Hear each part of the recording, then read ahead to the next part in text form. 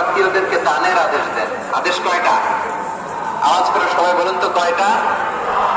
নিশ্চয়ই আল্লাহ তাআলা তোমাদেরকে ন্যায় বিচারের আদেশ দেন,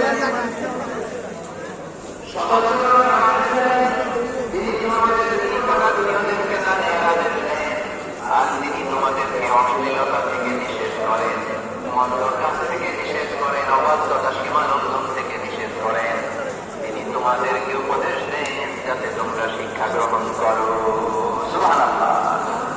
উপদেশ দিচ্ছে স্বয়ংকে তিনটা জিনিসের আদেশ।